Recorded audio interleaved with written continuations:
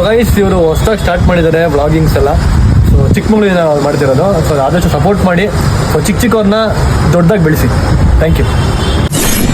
ಗಾಡಿಗೆ full tank petrol ಮಾಡಿಸ್ಕೊಂಡು ಸೀದಾ ಆಂಜನೇಯ ಸ್ವಾಮಿ ದೇವಸ್ಥಾನಕ್ಕೆ ಕೈ ಮುಕ್ಕೊಂಡು ನಾನು ನಮ್ಮ ಹುಡುಗ ಸೀದಾ ಊರ್ ಬಿಟ್ವಿ. A few moments later. ಈಗ ನಾವ್ ಎಲ್ಲಿಗೆ ಹೋಗ್ತಿದೀವಿ ಅಂತಂದ್ರೆ ನನ್ನ ಲೈಫಲ್ಲಿ ಒಬ್ರು ಮೀಟ್ ಮಾಡ್ಬೇಕು ಅಂತ ತುಂಬಾ ದಿನದಿಂದ ಒಂದು ಆಸೆ ಇತ್ತು. ಸೊ ಅವ್ರನ್ನ ಮೀಟ್ ಮಾಡೋಣ ಅಂತ ಅಂದ್ಬಿಟ್ಟೆ ನಾವು ಕಡೂರಿಂದ ಹೋಗ್ತಾ ಇದೀವಿ. ಹೋಗ್ತಾ ಇದಾರೆ ಹಂಗೆ ಒಂದು ಕಾಫಿ ಕುಡ್ಕೊಂಡು ನಮ್ಮ ಹುಡುಗನ ಪರಿಸ್ಥಿತಿ ನೋಡ್ರಿ. ಚಳಿ ಆಗ್ತೈತೆ.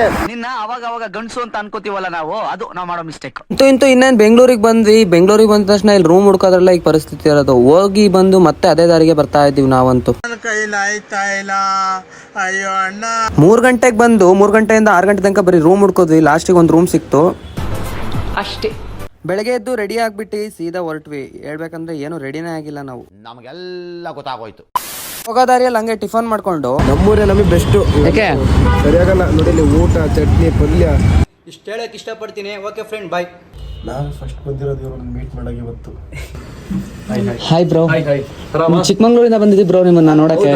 Thank you. ನಾವು ನಿಮ್ಗೆ ಫಾಲೋ ಮಾಡ್ತಿದ್ವಿ. ಧೀರ ಈ ಸುದ್ದಿ ಅಂತ ತಿರ್ಗಿ ಪೋಸ್ ಕೊಡಿ ಬ್ರೋ. ಹಂಗೆ ಸಗದ ಕಾಣಿಸ್ತಾರಲ್ಲ ಈ ಬ್ರೋ ಸೂಪರ್ ಆಗಿ ಕಾಣಿಸ್ತಾರೆ.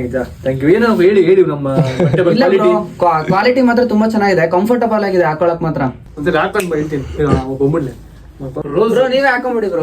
ಲವ್ ನಿಮ್ಗೆ ಲವರ್ಸ್ ತಗೊಂಡು ಹಾಕೊಂಡ್ಬೋದು. ಅಲ್ಲ